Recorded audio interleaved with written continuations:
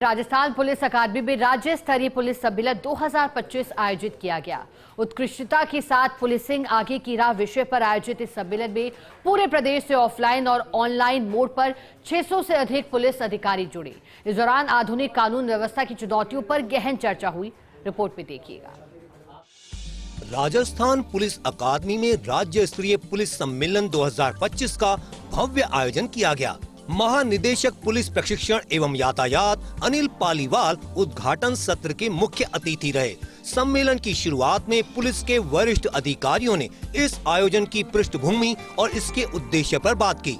RPA के निदेशक संजीव कुमार नारजारी ने अतिथियों का स्वागत करते हुए सम्मेलन के उद्देश्य और स्वरूप की जानकारी दी। वहीं महानिदेशक एसीबी गोविंद गुप्ता ने कहा कि बदलते आपराधिक स्वरूप को देखते हुए पुलिस का दक्ष होना बेहद आवश्यक है। उन्होंने डेटाबेस कंफर्मेशन और तकनीकी नवाचार को बेहद जरूरी बताया। डीजी होमगार्ड मालिनी अग्रवाल ने कहा कि अपराधी तकनीक का सहारा ले रहे हैं, इसलिए पुलिस को भी लगातार अपडेट होना होगा। खास तौर से जो हमारा सारा डिसीजन मेकिंग है, चाहे वो एडमिनिस्ट्रेटिव डिसीजन मेकिंग है, चाहे अनुसंधान का डिसीजन मेकिंग है, वो सारा मोर और लेस हीयरसे पे आधारित है। वो समय अब बदल रहा है, समाज का परिवेश ही बदल रहा है। पहले हीयरसे का इम्पोर्टेंस होता था, 4 आदमी बैठते थे, एक बात निकलती थी, उसी बात से बात आगे बढ़ जाती थी। तो बेसिकली हमारा जो पुराना इतिहास है, परिवेश है, वो हीयरसे के बेसिस पर है। परंतु अब हर चीज में आईटी के इन्वॉल्वमेंट से, साइंस टेक के इन्वॉल्वमेंट से ये चीजें बदल रही हैं। आजकल के कॉन्टेक्स्ट में अगर हम देखें तो जो क्रिमिनल्स हैं, हम अपने क्राइम की जो इन्वेस्टिगेशन टेक्निक्स है या दूसरी जो डिटेक्शन टेक्निक्स है उनको अपग्रेड कर रहे हैं, लेकिन उसी के साथ साथ क्रिमिनल्स भी अपनी टेक्निक्स को बहुत अपग्रेड कर रहे हैं। चाहे जो सबसे बड़ा अभी अगर हम देखें एक प्रॉब्लम अपने सामने आ रहा है राजस्थान में, अगर देखें तो साइबर फ्रॉड्स का, ऑर्गेनाइज क्राइम का। ये चीजें बहुत पहले जब मैंने ये जॉब ज्वाइन किया था, जब मैं आईपीएस में आई थी, तो उस टाइम पर ये चीजें सुनने में भी नहीं आती थी राजस्थान जैसी जगह पर। मुख्य अतिथि डीजी अनिल पालीवाल ने कहा कि इच्छा शक्ति, ज्ञान और कार्यान्वयन तीनों ही सफल पुलिसिंग के स्तंभ हैं।